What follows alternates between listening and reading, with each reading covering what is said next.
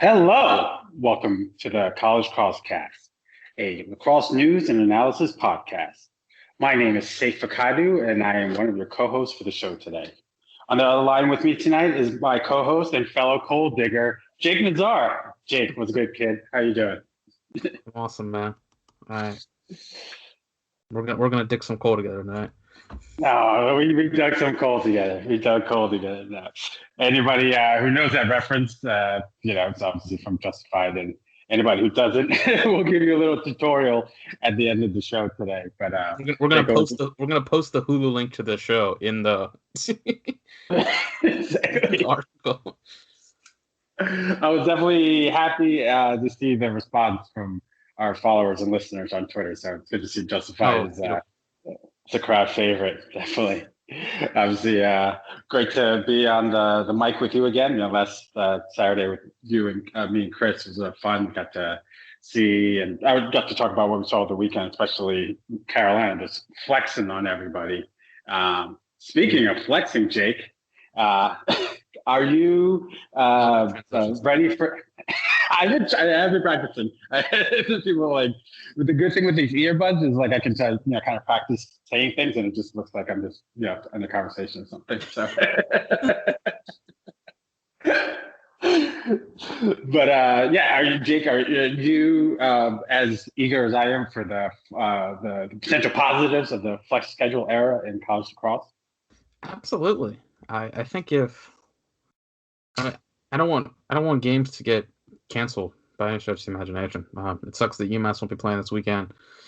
Sucks that Maryland and Hopkins women had to cancel their game. Hopefully they can make that up sometime down the line.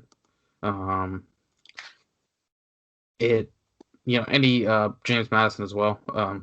Their women's team had to postpone the game with Carolina. So that sucks. And thankfully, it seems it was a bit more out of also Delaware and Villanova canceled. It seems like a few of those were out of more so a bit of abundance of caution.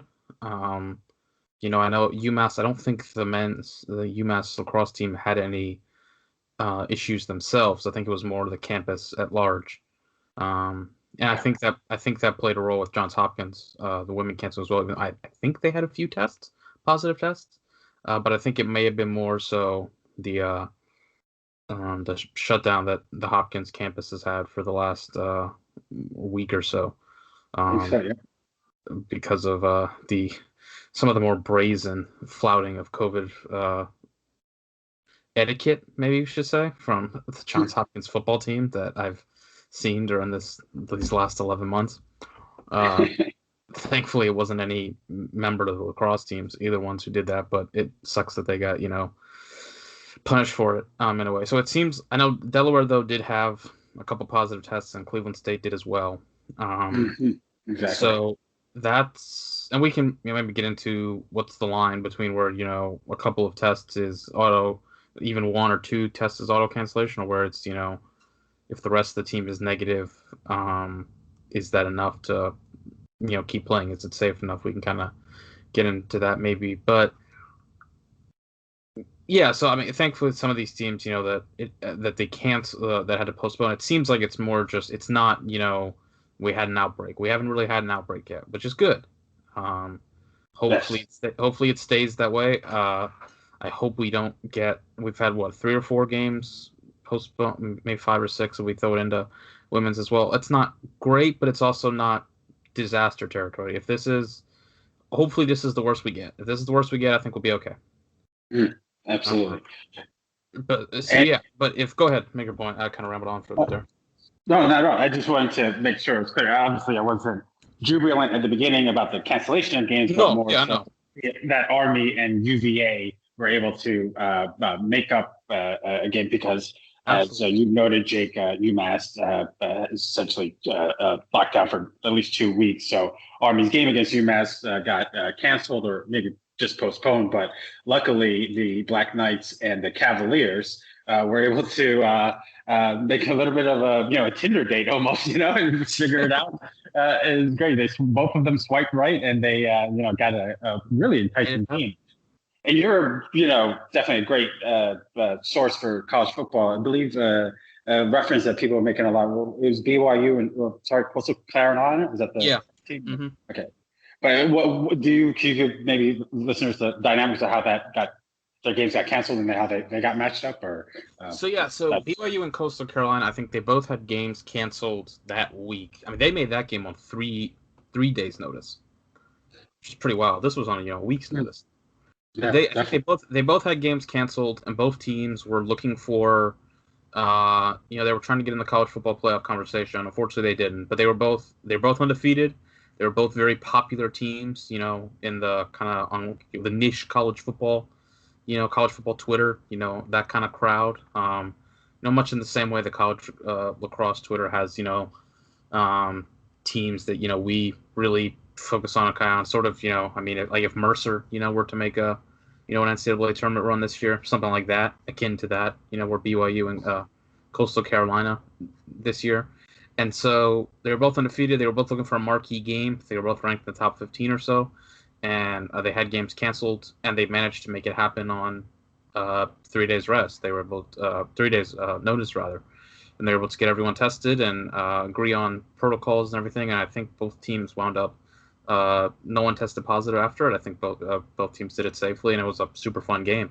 So there's, something similar to this, both with Army UVA and Stony Brook and UNC women, that they were able to, agree on protocols, agree on what they, felt was the safe way of doing it, see how they could make it happen, and they went out and made it happen. And it's good because it means, I mentioned we had 5 or 6 games canceled, but we also added 2 games that maybe, we wouldn't have. So in the net, we didn't shake out too badly. And I think it's if teams can do it, it's gonna suck again for UMass or these teams if they can't make that game up. But we don't want to lose, we don't want to have teams sitting on the sidelines. And now Army, again, super unfortunate for UMass, but Army gets, an even better opponent. I mean, and UMass is a top 15 team. So, UMass is a great team.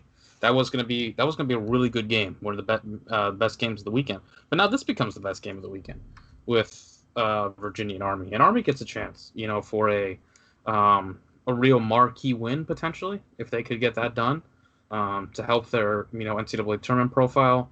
They get, now you look at their non-con slate: Virginia, Syracuse, St. Joe's. That's a heck of a schedule for Army, and they get to really test themselves against 2 ACC opponents. Virginia gets to stay in a good flow of things. Virginia, I know they were looking for an opponent and they couldn't find one, and now they fill in a gap on their schedule. And Virginia's got games scheduled out for the next 2.5 months. That's gonna be a lot of games. Hopefully they can keep their kids fresh. But that's what we really wanted, was to not have teams, kind of like in college football, have to go 2-3 weeks where they're just shut down or they're not playing, either because they had kids test positive and they had outbreaks, or because just their opponents did and they couldn't make up games and they were, just sitting around. And it's good for the kids as well, because with the sacrifices that they're having to make, in terms of where they're allowed to go, how they're, sheltering and kind of locking down, it's because we want them. It's because they want to play lacrosse, and so they get to play lacrosse this weekend, and they get to play a really freaking good game, a game that on paper looks like a really good matchup in of itself too. Army with Marcus Hudgens, one of the best first team All-American, I believe. We had it. White Schupler, a All-American goalie, in our view as well, going up against that super high-powered Virginia offense. We get to see Brendan Nickturn for the first time. He's, a guy knocking on the door of All-American consideration, probably Army's best player in over 10 years, at least on the offensive side of the ball. Defense side, Johnny Surdick was a beast. But so, it creates compelling games. It creates an excitement, I think, because it's games that we hadn't. I don't know the last time Army and Virginia played each other. Definitely. Yeah. So new matchups, compelling matchups, and an excitement of with non-con games, teams tend to kind of. It's not as bad as college football, where college football teams are scheduling these games years and years in advance. But lacrosse, the schedules kind of get into a bit repetitive. Like Syracuse is going to play some New York schools, and they're going to play Hopkins, and they're going to play Rutgers, and you kind of know what the schedule is going to look like. Duke's going to play Richmond, and they're going to play Jacksonville, and they're going to play Denver and Loyola. And not that any of those aren't good games, but it gets to the point where you kind of know, like, Notre Dame's going to play Ohio State and Denver, and they'll probably play Marquette too, and you know what the schedules are going to look like. Kind of even when, like, we all get excited for schedule releases, even during normal seasons, but it's still like, they're playing the same teams they do every year. Now it's, you're not playing the same teams you do every year. Army and Virginia, again, I can't recall the last time they played. I don't think Carolina and Stony Brook women have been a common opponent for one another, and those have been two. I can check on that, but those have been two of the top women's lacrosse programs in the country over the last 4 to 5 years, and they haven't, and that's another unique matchup potentially. Just looking at it a bit, it doesn't look like Carolina, the women in Stony Brook have been common opponents. We've seen Stony Brook play Maryland in the tournament a couple times. They've gotten around to the quarterfinals. I don't think Stony Brook and Carolina have even played in the playoffs, even though both teams have gone to quarterfinals and Final Fours. It's compelling matchups. It's an excitement of, holy crap, on 6 days, Army's going to play UVA. Wow, that's awesome. Or on 3 days, Carolina's going to play Stony Brook, top 5 matchup to kick off the year. And then, it creates kind of new matchups. And so they can do it safely, and they can, agree on it and make it happen. I think it's awesome. It's an awesome way to make up for the disappointment of teams not getting to play. Absolutely. And I totally concur on the not remembering any time Army and UVA have ever played. Just because, Army plays in a conference with like 8 other teams, so it's hard to schedule a non-conference game. And the only Patriot League team I can think of UVA playing consistently is like Loyola. And so, this is definitely going to be a great treat for fans who haven't seen them go at each other. Just real quick from Lacrosse Magazine article by Patrick Stevens that has a great little background about how this game got together. Just going to read just a quick paragraph and a half. So last week, Virginia coach Lars Tiffany reached out to 5 programs the Cavaliers could visit on a day trip, but found no takers. He tried for weeks to hammer out a neutral site game with Lehigh, but the schools couldn't secure a facility willing to host. Tiffany still wanted to play, and his mention of it made it into the broadcast. It turned out to be a brilliant throwaway line. Albrecht received a text when he was leaving an 8 a.m. church service from Massachusetts coach Greg Cannella, who explained the Minutemen wouldn't be able to host the Black Knights. About a half hour later, Army junior attackman Brendan Nickturn texted Albrecht to point out Virginia was looking for a game, prompting Albrecht to pick up the phone again. Brendan, where did you hear this? He asked. Was it from one of your buddies? I said, no, it was from a TV broadcast, Nickturn said. Soon, Albrecht and Tiffany were hashing out the details. Just the idea of like the coach screaming, wait, is this true or were your buddies just making this up? There's a meme that's coming to mind, but I can't put it together in my head. It's hilarious. Where did you hear this? Exactly. I'm just imagining Desco picking up the phone, just screaming at Chris about not being able to play the DVD player or something. Why is it anyway? But it's just great. As we said, the biggest thing we said the preseason on the pods, it's just like teams need to be flexible, and if there's like a range where everyone feels safe and you can somehow be creative and in adapting if something unfortunate like a game gets canceled to make up game in short amount of time. You love to see it. You love to see it. Jake, you mentioned Hopkins a little earlier. Just before we went live, Hopkins released the partial schedule, testing protocols, and other safety measures announced for men's lacrosse. Big highlight of Hopkins, every home game is to be on some ESPN platforms, either ESPN3 or ESPNU. And I guess the away games are still to be scheduled, and the second half of the season has to be scheduled this game. So just a real quick rundown, Hopkins' first half schedule: Ohio State on February 20th. That'll be on ESPN3. Michigan, that's to be announced as an away game on the 27th of February. March 6th, Maryland, away game to be announced. March 13th, Penn State at home, then ESPNU, and March 20th, Rutgers at home on ESPN3. As we would expect from a school with a very distinguished medical background, the team, like almost like every lacrosse team, is going to be heavily tested throughout the season.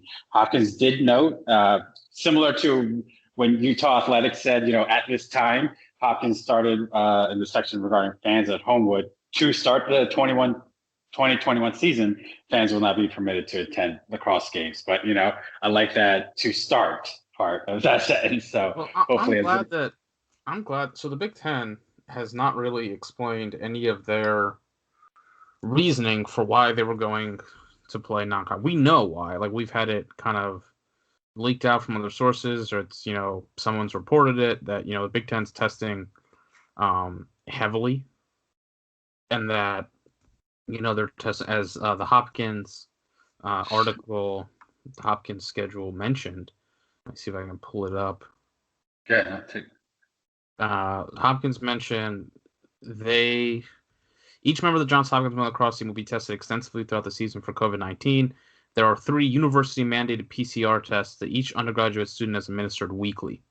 So that's just Hopkins. But the Big Ten has a daily antigen testing program. This is given each day before team members may practice and on game day prior to competition. Essentially, the Big Ten is testing 6 times a week. Yeah. The Big Ten's testing every day. Some teams are testing, I think the common is 3. They're testing 3 times a week. It's pretty much Gattaca, where you have to put your finger and get pricked everywhere you go. Yeah. Wherever you go for the Big Ten, you're getting tested. Shout out Ethan Hawke. Now, maybe you feel this is too much. Maybe you feel, it's just a bit over the top. It's not, you don't have to test that many times. Whatever it may be, at least Hopkins has, and that's surprisingly, because of they've been the leading institution in America as far as COVID goes, in releasing information and everything. They've gone out of their way to tell us, what they're doing and why. As they mentioned, each team the Blue Jays compete against will include only participants who are at minimum testing daily per Big Ten protocols. That's why the Big Ten has, this is what we're going to do. And if teams either can't do it or are not willing to do it, we are not going to schedule them. However, we found out a couple of days ago, John Tillman did an interview for Maryland's Media Day. He says that Big Ten coaches have asked the conference to allow out-of-conference games if a Big Ten team gets paused for COVID. So if, Maryland is scheduled to play Hopkins and Hopkins has to play, or Hopkins goes on pause or vice versa, the Big Ten coaches have asked the conference for the flexibility to schedule a game against an out-of-conference opponent. He said that the conference was considering it and weren't dismissive. However, the teams would have to meet Big Ten protocols. So that seems, if they haven't met Big Ten protocol, if they've had these discussions, if the teams weren't willing to or aren't able to, maybe they shouldn't have the resources. Why would they be now? But still, it's at least on the table for maybe if a team decides, heck, we want to play, we'll test 6 times this week. Again, we mentioned having to be flexible. Maybe that flexibility is being a bit more safe this week. Or deciding, maybe going above and beyond rather what the consensus standard is.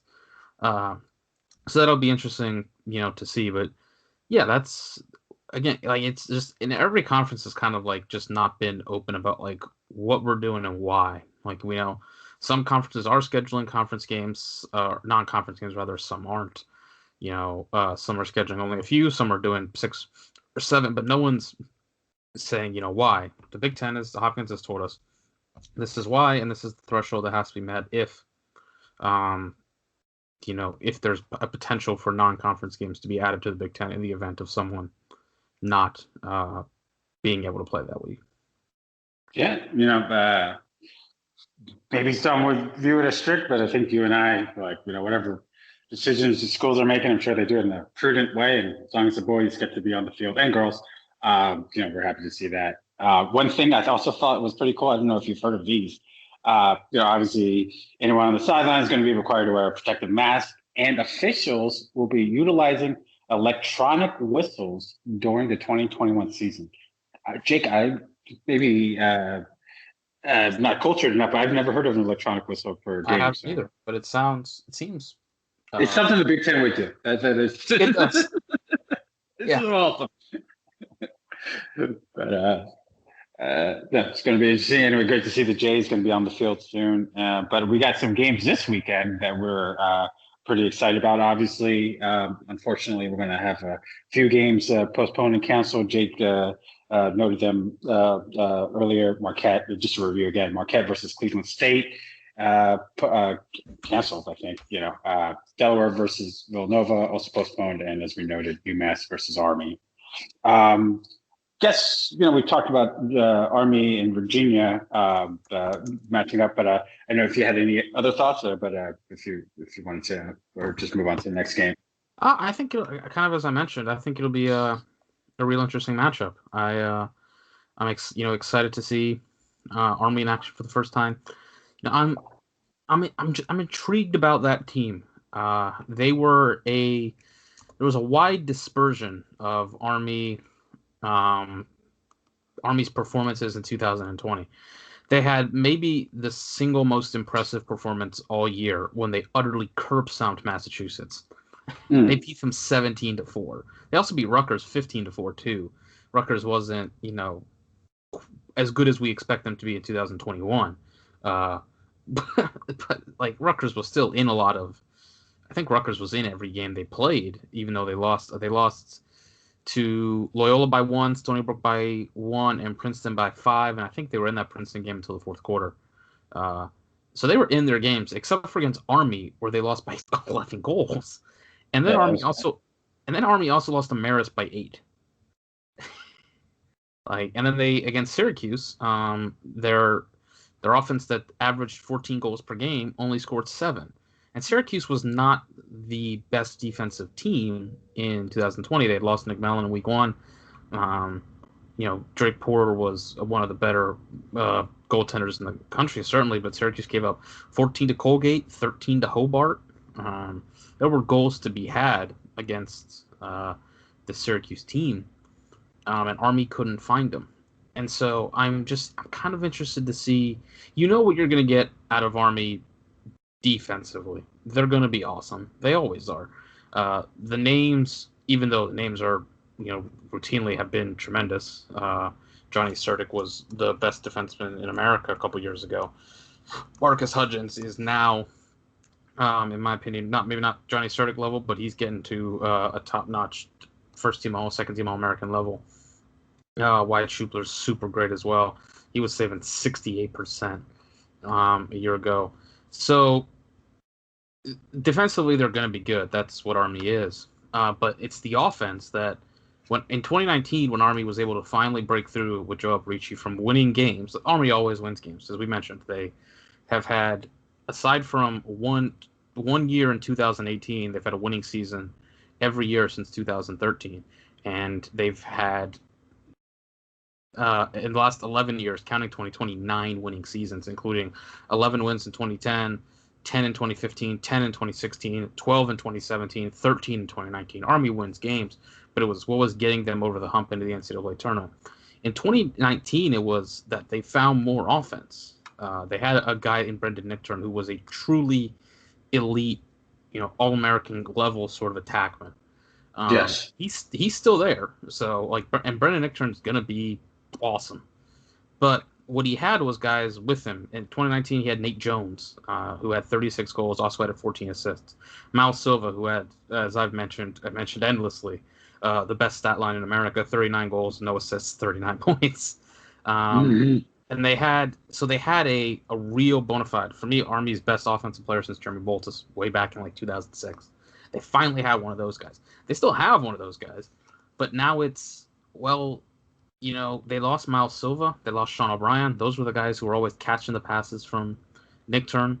Lost Connor DeWitt on the midfield as well. Matt Manown, who's been a good player for them. They lost 4 of their top 7 scorers after Nick Turn. And now they still got some promising guys there. Bobby Absher looks pretty good. Jacob Moran was a freshman. He looked promising. But do they have enough? Can Nick Turn do it alone and get that offense to the level where it's, as opposed to 9, where they're trying to win 9-8 and 10-8, where they're scoring 11 and 12. If they can do that, I think Army's the best team in the Patriot League. But that's the open question. And I think this game could be a microcosm of that in a sense for their season. I think Army's going to do a good job against Virginia's horses. I think, I don't think Virginia's scoring 20 this week. Virginia might score 12 or 13. And that might be one of Virginia's lower games for the season. But can Army get to 12 or 13? That's kind of the open question. That's where I'm not sure. And of course, because they're Army, they weren't able to bring in, they weren't able to supplement losing those seniors. Army didn't get to bring in grad transfers. That's, sort of I don't know if I want to say it's a negative necessarily, but it's just they weren't able to supplement their team in the way other schools were. So that's what I'll be interested to see. I think Nick Turn's going to have an amazing year. I think he's going to get his, but do they have kind of the options around him that came around in 2019 to allow them to get to the NCAA tournament? Or is it a one-man offense and then, trying to rely on their defense again? And I think the Virginia game will give us a good kind of insight into that again, it's only one game, but I think it could be an insight maybe into how Army's season goes in the long term. Definitely. And final tidbits about this series and the upcoming game. One thing to note, Merritt College transfer Charlie Bertrand is riding a 59-game point scoring. He has a point in his last 59 games of his career, which is number 1 among active players. As you noted, Jake, handling the pressure of the Cavs is going to be really interesting for the Black Knights. Obviously, that's what Lars Tiffany's teams are known for, and they showed it, quite well against the Towson last week. Towson only cleared 67% of their attempts last week, and we were right about the lack of remembering any recent Army versus UVA games, because this is the first time they have met since the 1985 NCAA tournament. Goodness. Yeah, I was. You definitely weren't born, and I wasn't even in this country yet. So that was a long time ago.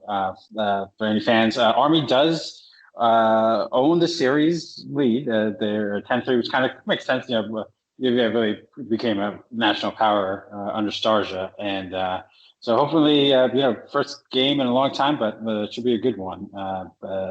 And yes, ACC network. So a large portion of America. ACC network or the ACC network? ACC and X. Yeah, ACC network X. So it'd be the ESPN3 essentially. Okay, good. I was going to say, because this whole ACC network, let's make a deal, folks. I mean, I'm not going to go on a rant here, go all Josh Hawley, but ACC network and Comcast need to make a deal. So, tens of millions of people can watch these games. We're gonna get to the point where Safe is gonna be asking people to periscope the game with their phone. Exactly. Taking a shot of their TV. Full disclosure, yes, Comcast does own College Cross, but it's still the right thing to do. ACC network. Come on. There's got to be a figure that everyone could be. I got it last year. Everyone wants to stake their positions, but reasonable heads need to find a number and move forward. Anyway, like I said, I'm not going to go with Josh Hawley here, so let's just move right along to the next game. Richmond versus Loyola. The Hounds will be traveling down to Richmond to play the Spiders. Jake, it's probably, the Army UVA game is probably going to have clear-cut best game of the weekend, but this Loyola versus Richmond game looks to be very appetizing as well. Big thing I'm looking forward to is, if Loyola, first away game, obviously, but if how they're going to be able to handle Richmond's consistent defense. Dramati, one of the best coaches in the game, looks to have another strong season in the SoCon, and they're always known to steal a game or two, or at least keep the Blue Bloods sweating whenever they play them. So, any thoughts you want to share regarding this game? Well, the big one for me is take obviously for what it's worth, but on the Loyola, FanLax boards, there has been a lot of kind of scuttlebutt and noting that Loyola does not have a lot of players currently active. That they've only got like 30, maybe 30 guys, or potentially that they're missing a pretty big chunk of their roster. Again, that's not official. That's not like hasn't publicly reported, but that's kind of going around, and that's something interesting to look out for.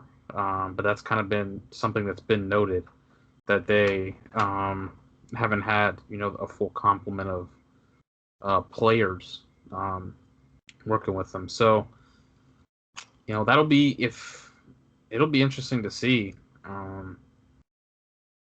how that plays out. If we haven't seen a team really not have, hopefully they have all their guys. If they have all their guys, it's a really interesting game.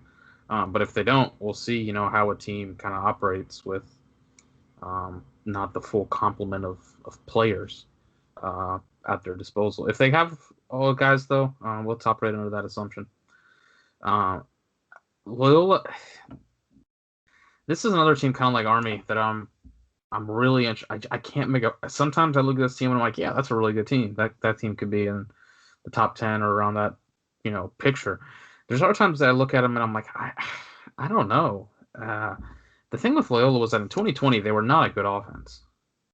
People mentioned the replacing Pat Spencer and how that would go. What was that kind of process like? And it feels like everyone looked at the box scores and were like, hey, they averaged 11.5 goals per game, and they scored 15 against Towson and 14 against Lafayette, and Olmsted and Lindley had some nice numbers. It must be going great. They're all set, and they've moved on. But when you really get into the the nitty gritty of it, in 6 games, Loyola's offensive efficiency was 27.4%.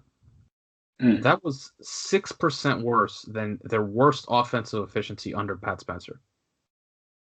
It was 8.6% worse than their offensive efficiency in 2019 when they were at 36%. In 2018, they were at 37.7%, which is 10.3% worse. So their offense did fall off a lot without Pat. That happened. Like there was a big fall off. They only shot 24% a year ago. That was made the real kind of problem. They just could not get, consistent outside shooting. Aiden Olmsted took over as the main, conductor of the offense, the main ball carrier in the way Spencer was, but he only shot 22%. Peter Swindell, their main guy from the midfield, he shot 32%, which pretty darn solid. He's back, so they'll have that for them. But some other guys, Adam Poitras, 18.5%. Joey Kamish, who was, promising freshman at times, who I know Loyola fans have a lot of high hope for. He shot, I think, around 22%. And then the midfield kind of beyond that, beyond Swindell, just didn't really exist. So they were not good on the offensive side of the ball. Where they were good was Bailey Savio won 69% of his faceoffs.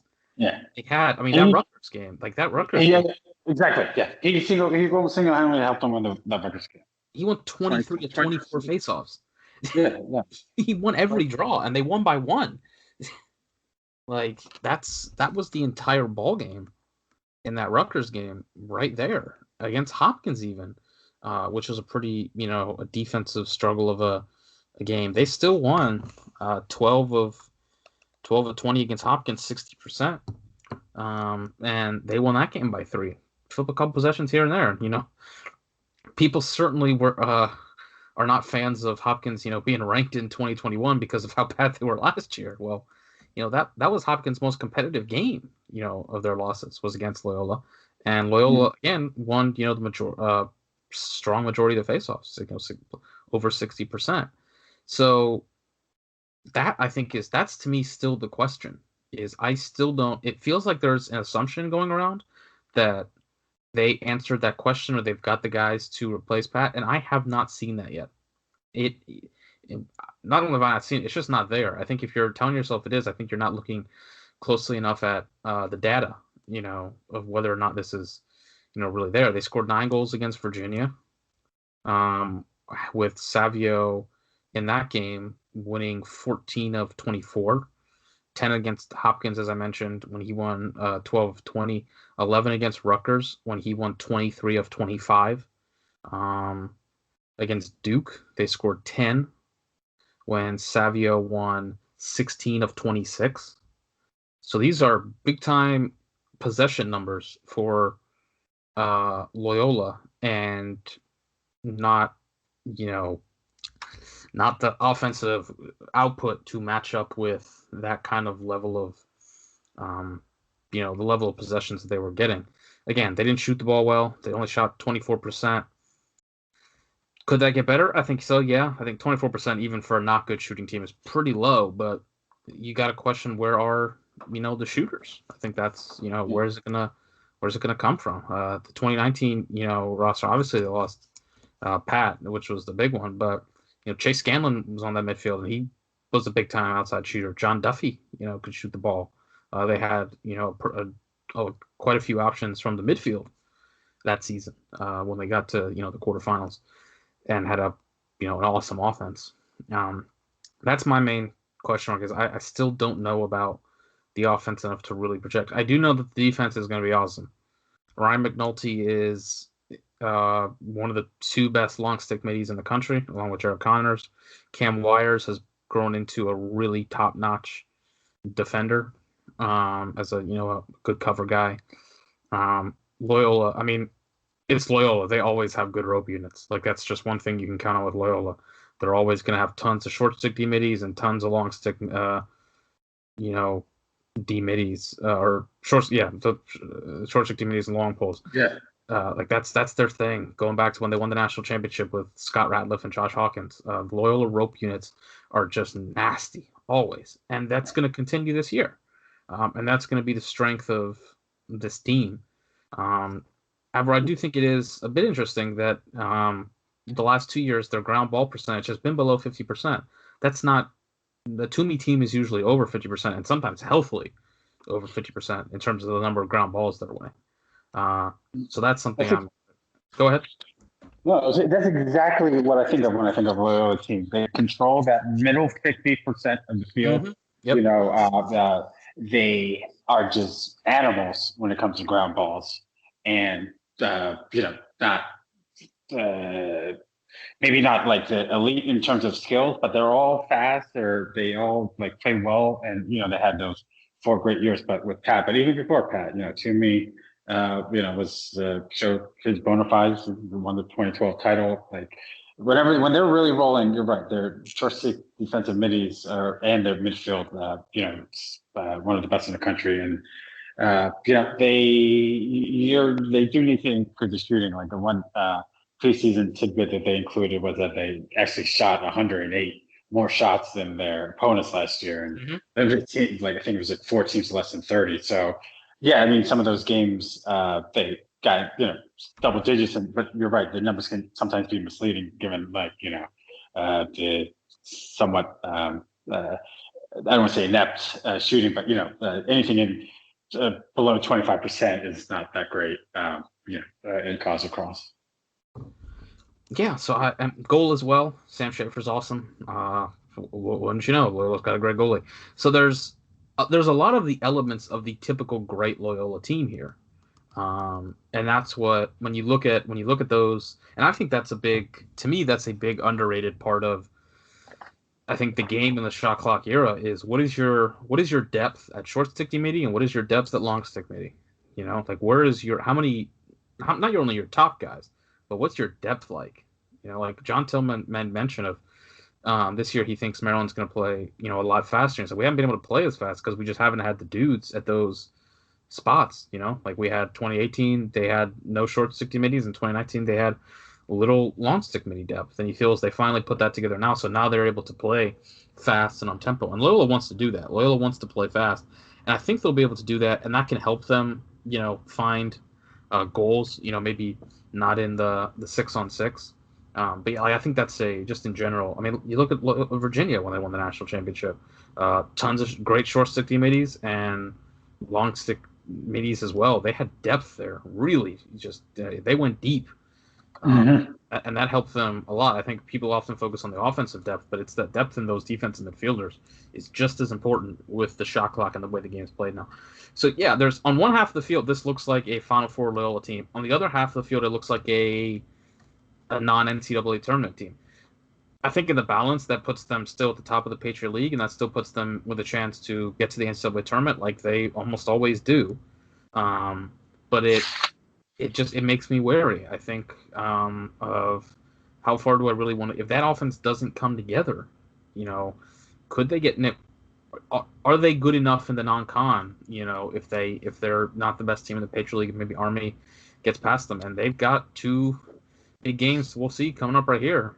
They play Georgetown in May, so that's a chance after Patriot League play to pick up, you know, a win. Will test themselves. But Richmond and Virginia, that'll be, you know, really interesting. And this is a Richmond team that is, to put it, I mean this kind of as a positive, an old Richmond team. You know, they got Ryan Lanchbury, been around for a while. You know, they've got some guys who, you know, they got 1, 2, 3, 4, 5, 6, 7, Savoca, Tate Gallagher, Tyler Schultz, who's been a really good player for them for a long time. You know, they got 11, Jack Ruspel, you know, they got quite a few of these, you know, fifth-year seniors. So, you know, 22, 23-year-olds, these guys who are, I mean, they're grown men now, you know, that are out there. Like, you got Lanchbury, Savoca, Schultz is a sixth-year guy, I think. Tate Gallagher's, you know, senior. So Richmond's, they got a lot of young guys in terms of the depth, but at the starting position, Richmond is running out an experienced, physical, you know, beast of a team, 22, 23 years old. These guys have been around the block, and that'll be, you know, Loyola a bit more on the offensive side, kind of a mix. You know, they've got some young guys, Kamish, Poitras, but then, you know, Olmsted and Lindley, they've been around for a while. So it's a mix. They'll get, you know, tested against an experienced Richmond team, and that experience could really be, you know, a big positive in this season. Yes, definitely. If anyone's looking for good articles on Richmond outside of, like, you know, the main sources, Richmond.com has a great article about the seniors on the team. As Jake, as you know, mentioned, their kind of individual stories of how they all made it back, you know, to campus. But yeah, you're right. You know, Richmond, you know, 4-3 record last year, but, you know, 2 overtime losses to Duke and Maryland. You know, should have won both of those games. Oh, absolutely, absolutely. And I think that's what we said before. Like, listen, we love the Spiders, you know, and I think when they look at Loyola like that, you know, they see themselves there. You know what I mean? Like a national team. Oh yeah, they will go into that game believing firmly that they're going to win. Like they're going into that thinking we're going to win this game, and I don't know if they are, but I think I look at this as a coin flip kind of matchup. I think this is you know, this one can go either way. It's not, you know, kind of like a good example, like Duke Robert Morris was a game where Robert Morris is another team. Robert Morris has got so many old dudes, 23, 24, just, you know, guys who have been around the block. They're so experienced. They're so pesky. But Robert Morris was they were clearly kind of out-talented to a degree, and they played really well, and they're a good team, don't get me wrong. They got talent. But against Duke, you could feel, you know, they were going up against different level of guns. Richmond, I don't think they're going into that feeling. They're feeling like we match up athlete for athlete, skill for skill, right up with this team. And I think they do. And I think that makes it a real kind of even tussle going into that game. It's going to be a great, good game to watch. Another one that has got our interest is Robert Morris versus High Point. Robert Morris has, put up a fight against Duke last week. They put up a Always do. fight. Yeah, the Colonials, they come to play anytime. Just quick, brief recap of that game. Uh, Robert Morris was led by Corson Keeley with 4 goals and 1 assist. Ryan Smith with 3 goals, 1 assist. Austin Popovich also finished up with 2 goals and assists.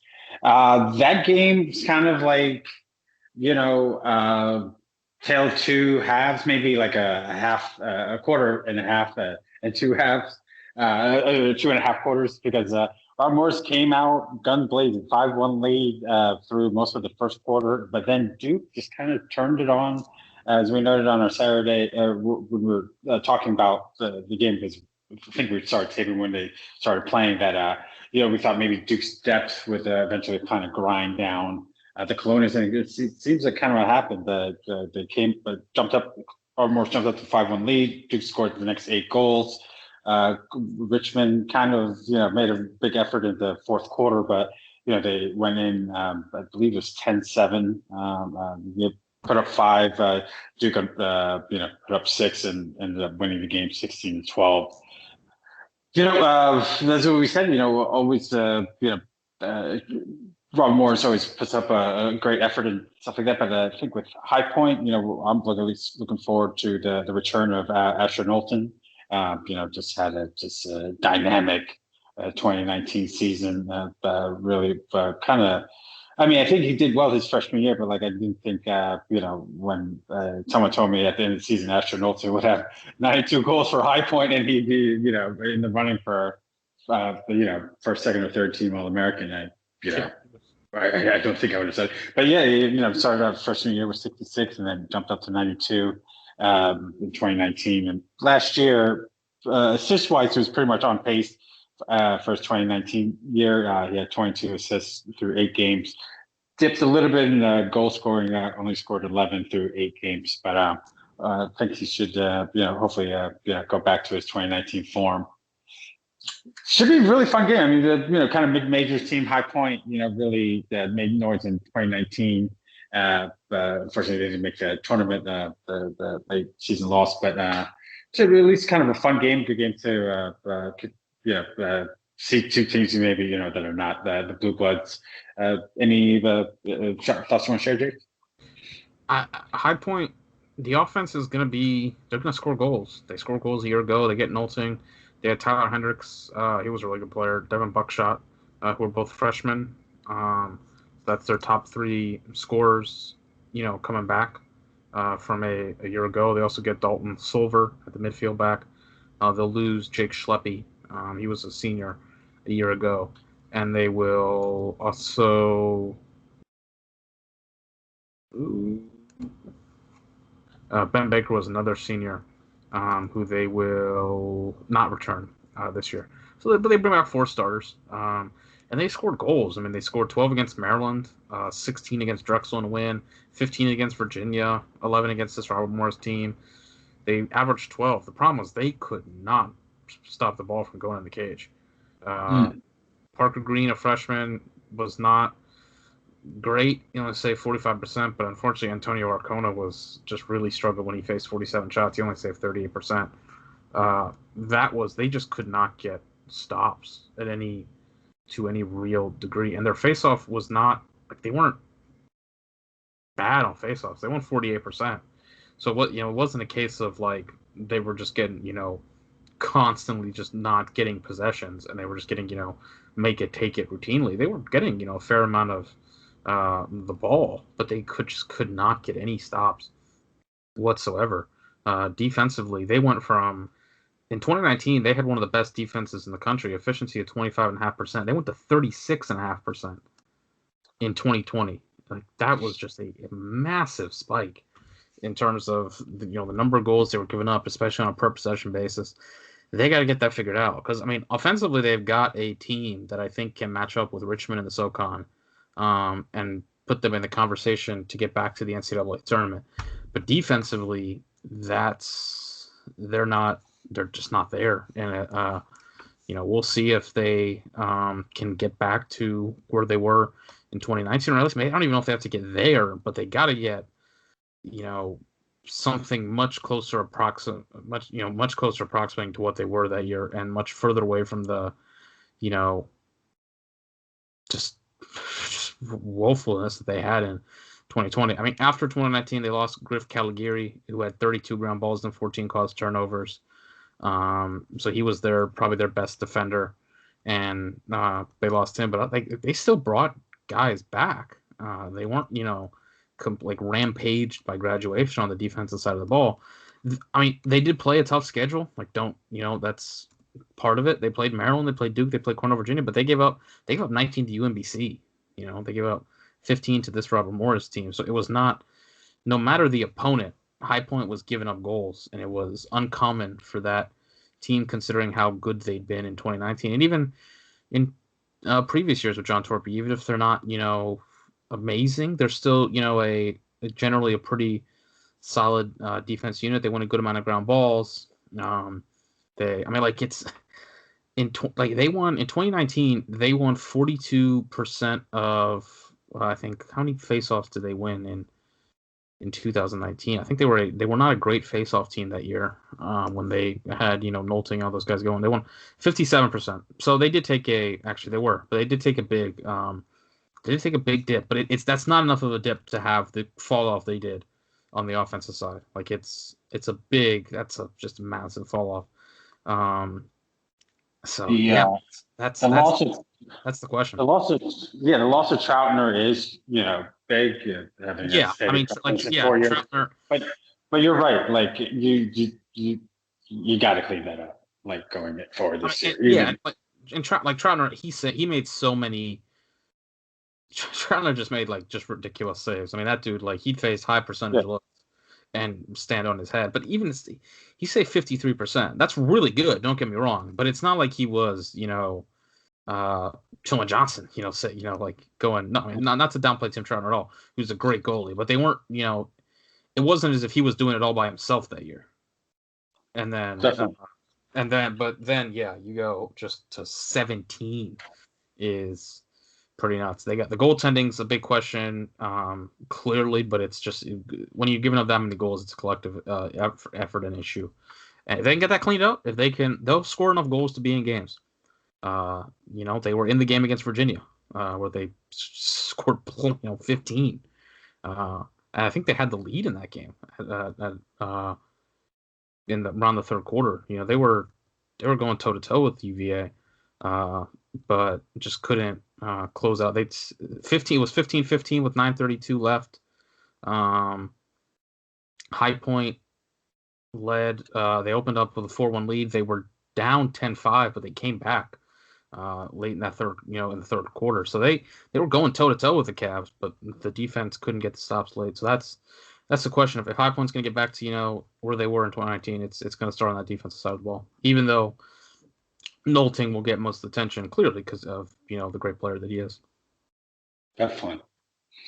I think the only other matchup that we have on our big board, I mean, I guess Providence versus Bryant doesn't have too much to add there, but I know Denver versus Air Force is going to be always pretty good game between two close rivals. Air Force sometimes struggles to pull out the win, but it's usually to be a pretty competitive game. Denver's already started out the season, on the road. Unfortunately, it wasn't that great of a road trip for them. Kind of, in my opinion, I think you may feel a little bit slightly, but I definitely feel like that Duke game was something that maybe I'm a little bit too optimistic. But I thought, that was one that they kind of had in hand, and they let it go away. There, definitely. All right. They need not only do they need a win, they need a good performance. They didn't play great against Utah, even though they won. They didn't play great against Duke after the first 20 minutes or so. The first third of the game they played well. After that, they didn't play well. Obviously, they didn't play well against UNC. They need to play well. They need a good 50, 60-minute kind of performance out of it. That's what I think they need above all. Obviously, you want to get back in the win column, but I need to see Denver go out there and play. I need to see them play well because obviously it's only been 3 weeks, but this is going to be their fourth game, and they're going to once again they're going to get another game against a team that has not played yet. This is going to be Denver's fourth game. This is going to be Air Force's first game. When Denver plays Marquette in 2 weeks, it's going because Marquette had the Cleveland State game canceled. That's going to be Denver's fifth game and Marquette's first game. So Denver is going to be ahead of the curve in terms of the reps they have under them and the legs they have under them because of how early they started and the games they're playing, and they need to maximize that and turn that into quality performances. Definitely. I think, we're definitely not going to go into bracketology now, so don't worry, folks. But going forward, Denver doesn't really provide themselves too much wiggle room if they, don't do well against the Hoyas going forward. I think they're going to have to split against Hoyas, realistic at-large shot. But yeah, that Duke loss. Yeah, they're going to look back at that kind of regretfully. Yeah, that UNC game. I mean, we both watched that. I mean, that no one was going to beat UNC that day on Sunday. I mean, 2006 Virginia would have a problem keeping up with them. But this hopefully get back onto the winning streak for the Pios. But I think Air Force, should put a little bit of an effort, and I know they're going to be excited that they have now a new home as. We noted earlier last week's episode when we were talking about potential moves, but now it's pretty much official. Air Force will join the ASUN conference in lacrosse, so very happy for them. They did well in the SoCon, but I think geographically this is going to be a little bit of a pretty good fit for them as going forward. But Jake, speaking of going forward. Well, here, let me just read out the rest of the games this weekend, just so that at least we shout them out a little bit. As we noted, High Point versus Robert Morris is at 12 o'clock. Bryant versus Providence is also at 12. UVA Army is also at noon. Duke versus Mercer is at 1 o'clock. Loyola traveling to Richmond at 1 o'clock. No, that's that got pushed back to Sunday. Sorry, Sunday. Yes, absolutely. Sunday. St. Joe's versus the Towson Tigers at 1 o'clock. Mount St. Mary's at VMI at 2. Air Force at Denver at 3 East Coast Standard Time. Jacksonville traveling to Carolina at 6 o'clock. And we'll probably take either Saturday night or Sunday morning with a recap, but should be a pretty decent weekend, and obviously really looking forward to the next weekend when we get a much larger slate of games and the big. Exactly. This is week 1, but next week is the real opening day. Fingers crossed. No cancellations or postponements. That'll be the real big first kickoff week of the season. There's, by my count, looking at it, 6-7 great games that weekend. So hopefully everything goes swimmingly. We can get those happening. Definitely. Well, unfortunately, even though they still haven't made the decision, the Ivy League we won't see this year. It's increasingly likely, but something to kind of soften the blow is that the Ivy League broke tradition and will grant current fourth-year seniors an extra year of eligibility, provided that they are enrolled in a full-time degree-seeking graduate program and receive waivers from their school and the league. So yes, the IVs have obviously canceled fall and winter sports. As we mentioned, they haven't made an official announcement on spring sports, but given the lack of guidance, some teams or some players and parents have started to make decisions of their own. For instance, we've noted a lot of players have taken the semester leave of absence. Yale essentially canceled their season entirely after a large number. I don't think there was a final number provided that did similarly take the year off. And there's a group of Cornell players that have decided to take a leave of absence, though Coach Connor Busick, I always get nervous just for saying his last name, noted that they still have, still believe that there's a chance for the season. But one thing that we saw this week, Jake, that is connected to the Ivy League, is something that it's always our dream, just being a rich billionaire with enough money to throw at ideas, and people have to take them legitimately and seriously. So, in one of the more crazy ideas that, and something that I just love to see is that of renowned Yale alumnus and Yale lacrosse biggest booster Joseph Tsai had offered to cover the cost of the Ivy League hosting a men's and women's lacrosse bubble this spring, and essentially the proposal was provided to the Ivy League conference, I guess, all the schools, and there was a meaningful discussions occurs. However, quote, they never went anywhere. This stories you can find in the various publications of reading this one article by Terry Foy of Inside Lacrosse, but it seems like it was pretty legitimate. Like Joe's been firing off tweets about like he's regretfully to have to buy a subscription to ACC Network because the Ivy League not having season this year. But this is essentially, I love what you said in the DM. I mean, I don't want to steal the thunder. Essentially, yeah. What was your analogy for Joseph Tsai? Did I have a? I just like I love just seeing you mentioned it, like, he's like it's like what we would do. Like if we were billionaires, we would just be throwing cash at our favorite lacrosse program, and he's just like out there with more money than I could ever dream of, being like, hey, I want to watch my favorite lacrosse team play this year, so I'm going to give you tons of money to make that happen. Oh, yes. And that's just, I mean, on the one hand, this couldn't happen. Now, here's the thing. I'm trying to figure out how to frame this. There is no reason this couldn't have happened in a logical world. If the NCAA would just be like, yeah, you know what, guys, you're right. These are not amateur athletes. These, like our entire business model is a complete joke.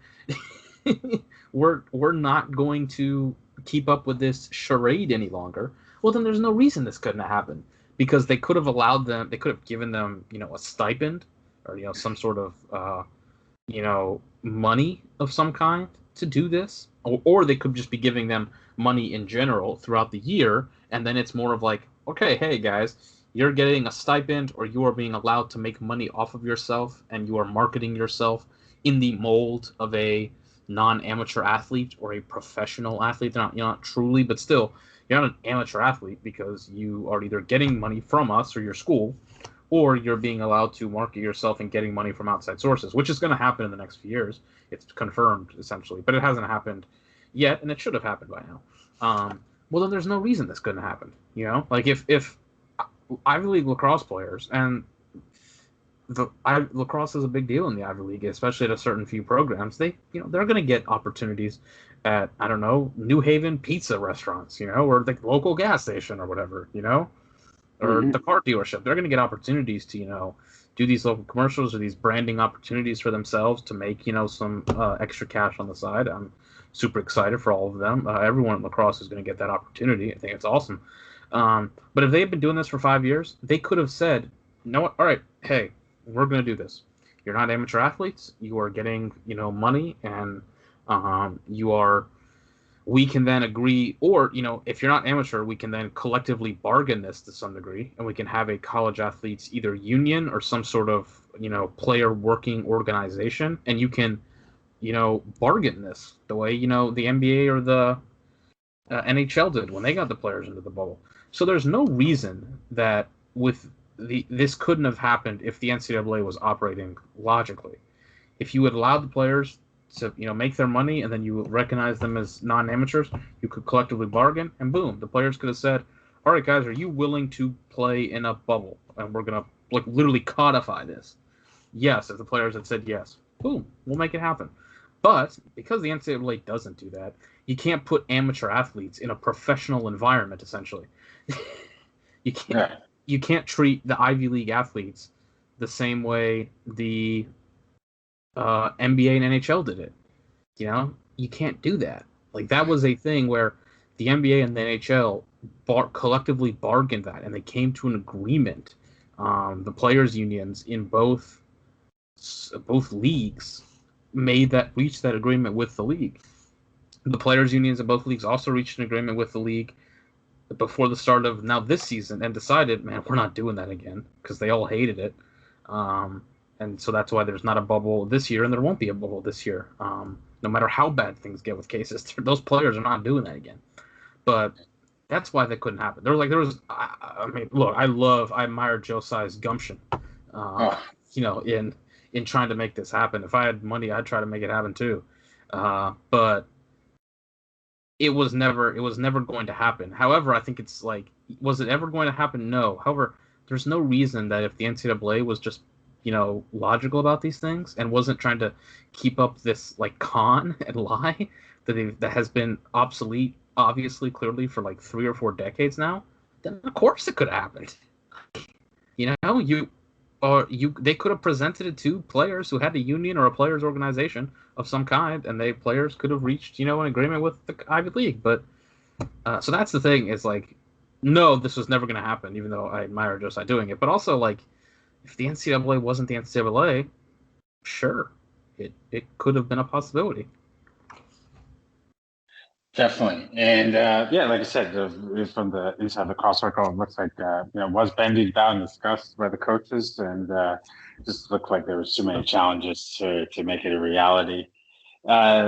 Just want to note, give proper credit.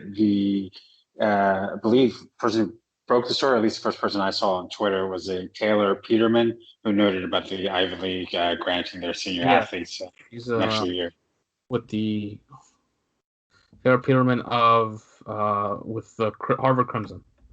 Oh goodness! Shout out Taylor. Jake, before we move off this topic, what is one thing you would do if you were a billionaire booster for your program? I would be a bag man. I would be a bag man for certain. You would be the bag, or would you just finance it?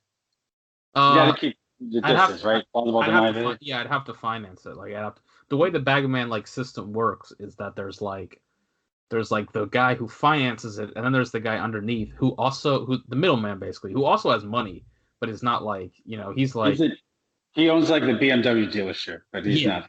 Yeah. He owns the BMW dealership. The guy above him who's really financing it, like, I don't know, owns heavy stock in Walmart or something. Yeah. Oil man, just like a real, real deal oil man. That's So yeah, I would absolutely like be just funneling money into recruits to get them to Maryland. No question about it. I have no shame. Absolutely. I mean, usually a reserved person, as you know, Jake, I'm a humble man, a Christian, but if I had Bloomberg money, I mean, it would be so much dark money flowing to Hopkins that they just wouldn't know what to do with it.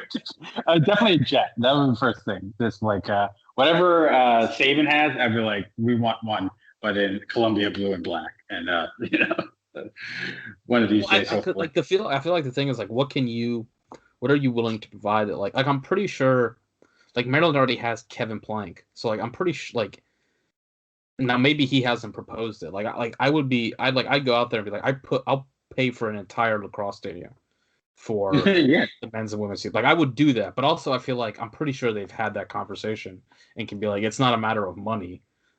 It's just a matter of like space or something else. But if they haven't, like, if it is a matter of money, then yeah, I'd absolutely be like, here, build yourself freaking the stadium. I'd pay for it. I have no issue with Maryland Stadium. I think it's good, but I also think like Maryland could sell out every single weekend a 10,000 seat or 6, 7, 8,000 seat. The size of Homewood. If Maryland could do just as what Hopkins does, maybe even better at a Homewood field. Maryland has earned 2 lacrosse fields. I mean, the women alone should have like 7,500 person stadium. Do close to sell out, fully sell out, but like just the record alone. And like I would. I mean, she's not. I'd give Kathy Reese like just lifetime contract. Just build a statue. She deserves like a Name Doug. your price. They're like, Yeah, here's a blank check. How much do you want? give her like a Nick Foles statue right outside the stadium. Like if anyone who deserves it, definitely Coach Reese. Um, but yeah, no, that was a great story. Love to see it. Shout out to Josiah. Um, Moving forward, let's do a couple listener questions before we go to a little us time at the end, a little treat for everybody. So we got this one from Lax Defense Coach. With no Ivy teams, what 3 to 4 teams do you see sneaking into the tournament now? Good question. Yeah, we've been talking about this a lot in our group chat. I think it's hard to know we don't know what the NCAA, how they're going to do the selection process this year, how that's all going to play out. But it's hard to come away from me with the feeling that it's going to be there will be 5 ACC teams likely, and then there will be either 3 Big Ten teams or 2 Big Ten teams or either 3 Big Ten at large, which not quite feeling that. I think, but that's a possibility. That could be just ACC Big Ten lock everyone out. I don't think so though. So I'm gonna say most likely scenario that I'm feeling 2 Big Ten at large plus 1 Big Ten or not Big East or Patriot League rather. That's my best exactly. feeling is I'm feeling 2 Big Ten plus 1 Big East or Patriot League. Yeah, that's how I had it. I mean, so believe in outside chance for, uh, 3 Big Ten teams, but and just one. Honestly, Yeah, honestly, like I'm feeling less about the Patriot League. Maybe Army goes out there and beats Virginia, and Loyola beats Richmond, and my mind's completely changed. Entirely possible. I'm not. I might feel, and again, it depends on how they're going to do. How does the selection committee look at a 5-5 Johns Hopkins team that beat Ohio State and beat Penn State and beat Rutgers twice, but also lost to Maryland twice, and it doesn't have a great RPI necessarily. How do they look at them versus compared to an Army or Loyola that played an out of conference schedule? How does that I can't answer that question. I don't know how the selection committee would look at that sort of team, but I'm getting the feel. I have a feeling to me potentially that a Hopkins or a Rutgers who may have a 5-5 kind of record might be a better team than the second best team in the Patriot League. I think that's a legitimate possibility. No, I mean that'd be fair. Especially, I mean, I think we'll get a little indication of the strength of the Patriot League. Yeah, if Army can make it a game or UVA, or pull out the win, then yeah, that they themselves may have the chance to, as long as they do what we think they're going to do in the in conference play and don't have any bad losses, they could with just a UVA win could give them a little bit of bulletproof if they don't get the AQ. If they have a like I said, solid season in the Patriot League and no bad losses. A big win against a top 5 team like UVA can carry a lot. That's why I was thinking about with Denver. That their opportunity to make themselves a little bulletproof when it comes to that large competition. Yeah, like how does Denver? They've only got their only non-con game left is Air Force. Like, what if they split the Georgetown games? What if the Big East doesn't materialize as what if a Villanova, I think is going to be a pretty good team this year. What if Villanova just doesn't pan out? Like what if Villanova's not great and the Big East is only Denver and Georgetown and Denver's not the team that wins that AQ? They lost to Duke and Carolina, man, and they would need those Georgetown wins, or else they may not have the wins. But again, is the committee going to look at that, or is the committee just going to go look at the eye test? And maybe Denver obliterates the rest of the Big East, and they're looking at them like, hey, man, that's they're blowing out the teams they're playing. That's a tournament team. They could do that as well. It's going to be really interesting going forward. I think that's it for reader questions. So, like the Hollywood actors, how they do one for them, one for us. We're going to do one for us here, folks. We're going to clear out the lane. We're going to talk a little Justified. Well, yeah, we just threw out like a kind of just a funny tweet about how we both hope that Bellarmine would, one day have like a great season, just so that we could transition into a Justified only reference Twitter account. And the reaction from the audience was great to see. Happy to see that everybody else is a fan of this show. I don't know, are we a fan, Jake? I think we both think it's the most. Well, I was going to say most underrated, but I think I like yours even better. Best show of the golden age of television era that we just passed. Late aughts. I think this is entirely fair, and I would go forward to say that. Yeah, that first episode is a little rough, just with all the Nazi references with Boyd and stuff. So I did see some. I think, I mean, on the one hand, yeah, it's pretty wild to look at what they term Boyd and Dewey and all those guys. The way it's masterful writing. The way they like made you feel sympathy and like love those characters, considering what they started out as. But I've said it. Like I think that's the best. It's one of the best pilots ever for a TV show. It's a phenomenal pilot, I think.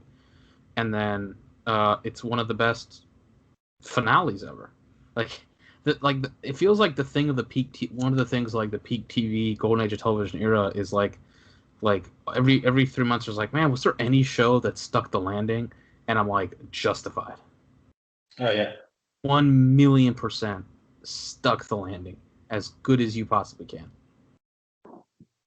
Absolutely. But we'll just go again about the pilot episode. It's just like, once you get a little bit, it's a unique show. Just for anybody who doesn't know, like if you listen to this podcast and you don't know about Justified, we may not be the one for you, but it's essentially just a show that follows a U.S. Deputy Marshal Raylan Givens Jr. or not Jr. Raylan Givens that returns to his Lexington, Kentucky home after. I love how they term the guy a gun thug. Shooting a gun thug in like the first 5 minutes of the pilot episode in a Miami hotel, which is great. But that scene is again one of the best opening scenes of a TV show. Oh yeah. 30 seconds.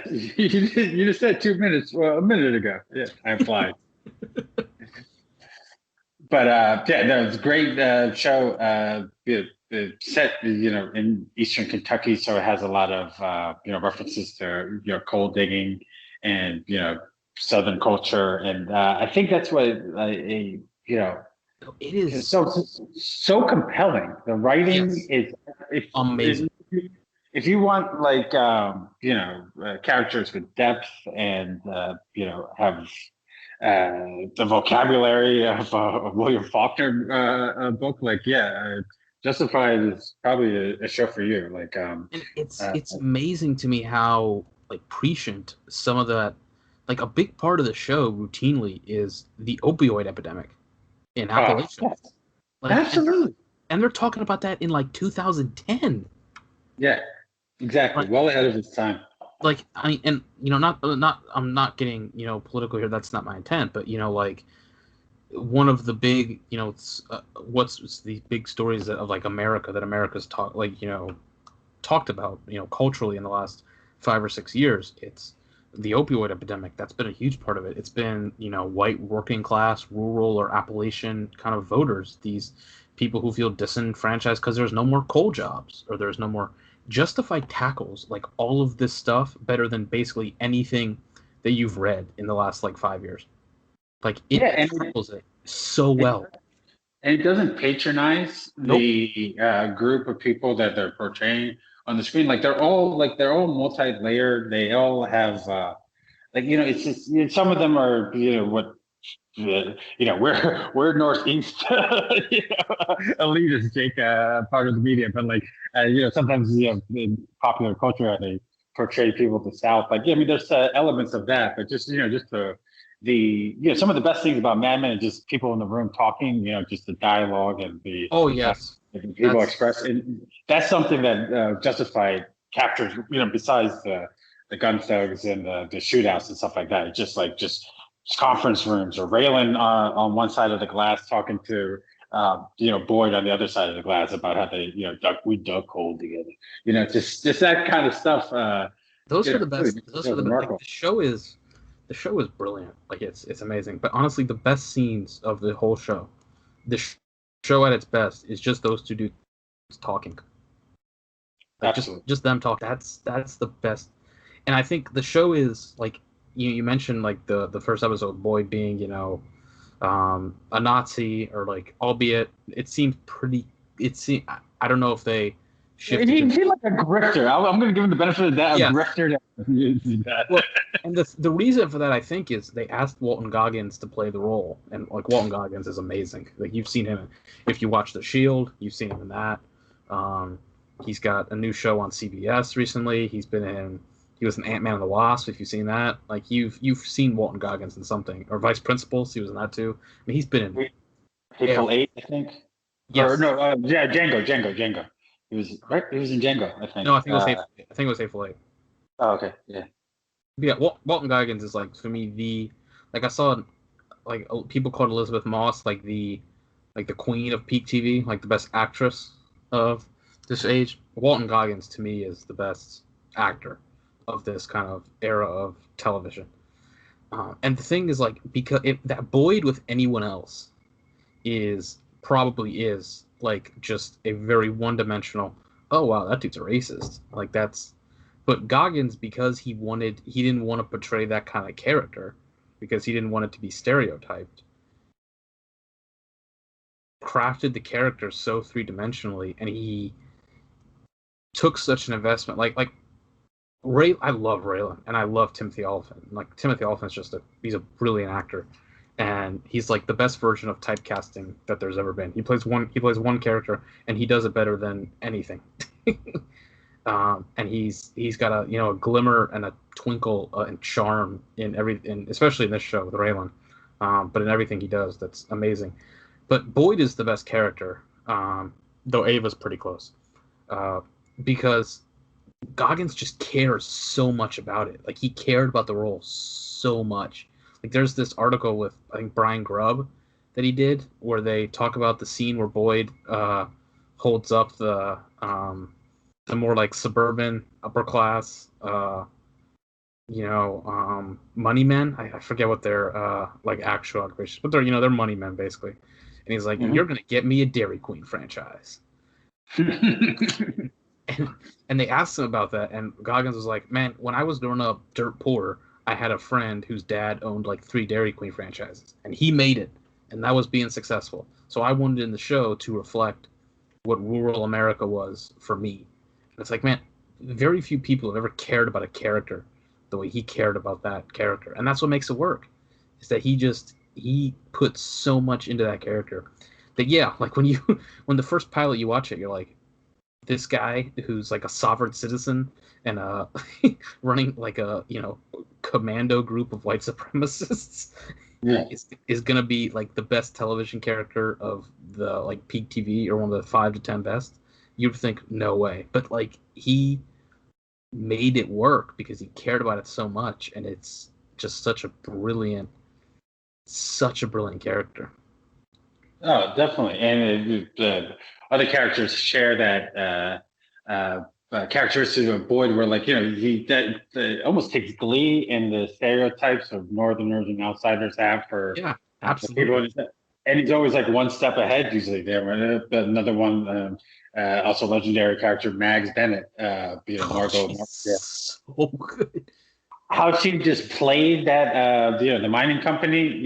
They thought they were like encircling her the whole time, but they were trapped with her actually. Mm-hmm. I don't want to spoil it for anyone, because I said it's the first 2 seasons. It's great with Mags and stuff, but all of them. Even some of the annoying characters sometimes, like Dickie Bennett, but like he always be much more clever than his mannerisms would lead one to believe. But and it's the thing that's so, like, it makes like Boyd does so many terrible things throughout the show, and yet you want to root for him and cheer for. Like, I remember when I watched like the finale, when that again, not to try and spoil it, but when it looks like he's gonna get away with it, and he's ripped off Sam Elliott, and he's just like screaming with glee in the car, and it's not the last episode, but you're also like, man, I want that to be the last episode because I want him to get away with it. And you're like, I don't know why, man. He's killed like all of his friends now. He's like just gone completely off the deep end. But it's because he looks like compared to the people who are trying to run meth, or the people who are trying to like perpetuate the opioid crisis, or basically carpetbaggers. Essentially, like he calls one of the villains. Yeah. I think it's Neil McDonough. He calls him a carpetbagger, and he's like conquistador. God, it's so good. And it's because it's like he's yes, he's a villain, but you also know that like if you're one of his people, he's one of you. Whereas he feels like those upper class people look down at him just as much. And so it's there's a very like class element struggle to it. It's like, yeah, is he a bad guy, but he's one of us. Oh yeah, no. He's not one of these guys who's trying to rich person trying to rip us off. And that's what he's a phenomenal. The entire show is great, but Boyd's character is just phenomenal. Yeah, the struggles of like lower working class person trying to escape his lot in life through admittedly illegal means, but he was always clever and didn't seem like he did some dastardly things, but always seemed fair. Anybody who got like usually deserved. Yeah, like and they did it really well. Like they progressed it throughout the show, where it's like basically like he's snapped like at the end, like he's just going off the deep end. But throughout most of the show, it's like who's he really killing? Like he's or ripping off either people in the trade or people who are like just more scummy than him. Mm. So we're gonna go quick. Not quick, but some questions about the show. Jake, I think you answered, but I'll give you clear out the lane if you want to give a little more context. Favorite character? Boyd. But Ava's close. And we got an Ava section coming up. I'm happy. Gotcha. And then Mags Bennett, Margot Martindale's is amazing. It's a phenomenal character. I concur with Boyd. I just think he's one of the most dynamic characters of that golden age of television. I think it's just short shrift. There's this Tony Soprano, Walter White. Bad Men type of era of TV, and Boyd's right there. You love him, even though sometimes maybe you feel like maybe you should be rooting for him, but. The Detroit, I forget his name now. The Detroit mob boss says, he's like, I've never met anybody who speaks like you. That's what I think of Boyd. Also, Tim Gutterson is criminally was. Oh, okay. Criminally underused. I was gonna leave them there, or leave an opening from there for the next category. Best low key character, favorite Gutterson. We can't say it because this is a family podcast. But there was a scene where he's essentially babysitting or guarding Raylan. He was doing Winona's ex-husband got mixed up with those mobsters, and Gutterson was like following him around, and Raylan was just like always trying to ditch him and stuff like that. And Tim goes like, I love this blank, if this makes me blank, so like if you know the scene, like exactly what I'm talking about. Great. But it's one of the best lines. What is it? The one where Raylan's going to meet Wynn Duffy, or no, Tim's going to meet Wynn Duffy, and Tim asks Raylan to come with him, and Raylan's like, I can't go. I told him the last time I saw him, our next conversation wasn't going to be a conversation. And then Tim's like, well, this is a different conversation. And then they get there to Wynn Duffy. Wynn Duffy also might be the best character. He's amazing. But and they get there, and Wynn Duffy's like, you told me our next conversation wasn't going to be no conversation. And then Raylan is like, this is a different conversation. And Tim just looks at him and laughs. I love when Art says, I think it was another U.S. Marshal from another office comes in, and he's like, they're thinking about like, maybe who would be a successor, and he was like, it's kind of difficult. He's like, oh, you seem like you have a good office. He's like, well, I got one guy who shot like 6 people last month. I got a deputy, and he's talking about Tim. He's like, who may be an alcoholic, and I don't know if he's going to make it tomorrow. Then he like talks about Erica Tazel as well. She's going through a divorce. Yeah, it's a divorce, and she shot her brother-in-law, I think. Yeah. So, but yeah, Rachel Brooks is also one of my favorite movie characters. Very just stands her ground. Very just don't want to be use a stereotypical line, strong female character, but no, she's just a great character. And I'm going to give a shout out to Wynn Duffy. Wynn Duffy's facial expressions when he's shocked is one of the best things about the show. Like when the assistant U.S. attorney got shot in the cabin, like right next to him, and Wynn is just like frozen with like blood spattered on his face and his hair. Every time that in the tanning bed is great, and the way he treats Mikey as if he's like Jamie for Joe Rogan. He's like, hey Mikey, go move the truck. Like the completely random. I have no reason why, but somehow it works. Like he's a women's tennis stan. yes, he's just wonderful with that. Just like the stuff that comes out with the Win. I kind of like teased this out before when it was like the group pod, but I asked you, I was like Ava or Winona, and you know what? You at the end you made the reasonable choice. Like Winona is. I would lock that down. I would lock that down if I was Raylan as well. Like, and you know what? This is a safe zone, so I'm going to share. She definitely got a little Blake Lively look to her, and which is yes, right up my alley, as you well know. So definitely. But I'm happy when you said like Ava's one of your.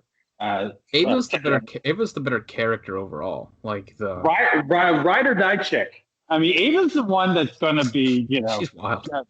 Reloading while you're doing the shooting, Ava's the better character, but I think, and naturally, I mean, this was the way of the show. Like the Raylan Winona worked like better, especially because like I mentioned it during that pod, like especially at the first or second season they do this, where Raylan's just talking mad crap to everyone. And just firing off one-liners. Then he sees Winona, and he just like stutters all the time. He can't get words out. Absolutely. One of my favorite episodes is the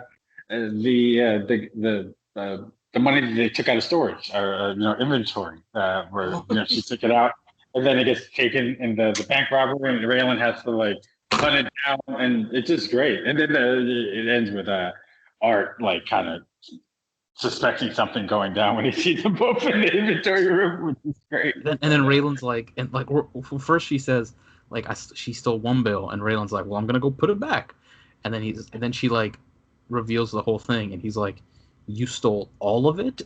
Yes.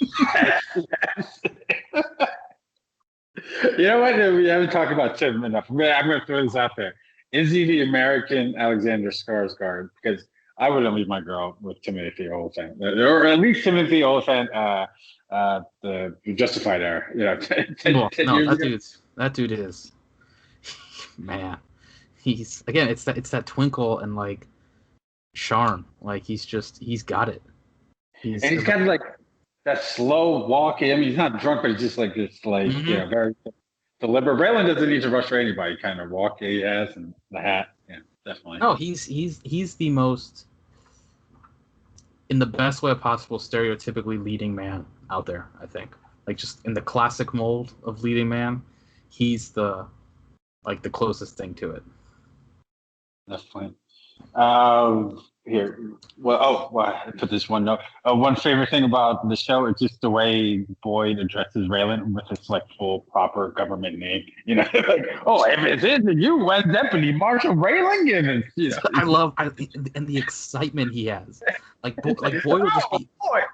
Yes, exactly. Like Boyd will just be talking and then Raylan walks in. He's like, Raylan Givens. He's like, the Deputy U.S. Marshal. That first, so excited. that pilot episode where they when he goes to meet him after beating up Dewey Crow, where he's like, "Boy told you to come down here. You know we dug cold today." But then he just boy just so so happy. The way they like the way they mention that just like offhandedly like several times like when like Raylan's like he says I'm sorry in the pilot after he shoots him and he was like why he's like we dug coal together and then in the fourth season when you mentioned the Detroit mob guy and Boyd's dealing with him he's like how do you know you can get Raylan to do this and Boyd's like we dug coal together and he's like what the hell does that mean but it's like they just say that like offhandedly to other people it's like yeah I know we dug coal together. It's like those war movies where like after and like service members see each other like years later and like someone's like oh grandpa who's that and they're just like we served together something like just exactly. one that's what it is.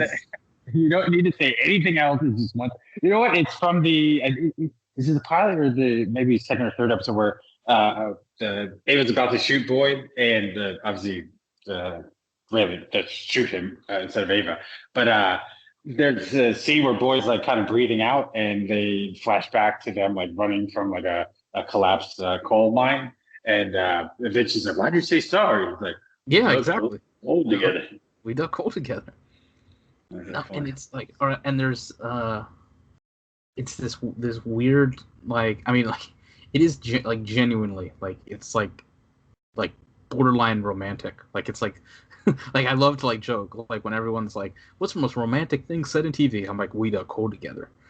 It just says everything in one sentence very very compact sentence and there's this I could go on forever but there's like the end of the show where because Raylan throughout most of the show is like it's weird like the dynamic where most of the time he's like Boyd he's just playing gangster and then when Boyd's gonna rob the money and Raylan's just like nah it's not this he's too smart and then Boyd is looking at Raylan who he knows is watching him and he's like are they gonna be there and he's like or his minions or whatever tell him that he's good and he's like no Raylan's too smart yeah like, the respect yeah the begrudging not even begrudging they just genuinely respect each other in a very weird interesting way. Oh no definitely I mean I bet you're going out drinking with Raylan and Boyd back when they were 20 after a shift at the mine I'm sure that was fun there's a lot of history there. Anyway, as obvious, this 25-minute detour is shown. We highly recommend Justified as a show for your binge watching if you haven't haven't seen it, and it's worth watching. Running it back if you have, and we're definitely rooting for the Bellarmine Knights to break out because we got a lot of Justified jokes to share. I think that wraps it up. We're getting there close to a crisp 90 minutes there, Jake. Have a wonderful weekend to everybody. Happy Valentine's Day and happy President's Day. I don't know if you have any plans this weekend, but we hope that you all stay safe out there. And it's a little cold up here in Jersey, but looking forward for some great games this weekend and getting back on the mic with you and hopefully Chris on Saturday. Jake, always a pleasure. You can follow me at Erie_Barrister. The main account is at college_cross. And Jake, you are? At Jake_Nazar. Excellent. Everybody, thanks so much for listening, and we really appreciate all your support, and have a wonderful weekend, and we'll talk to you guys soon. Becky Lynch for president. Stay hydrated.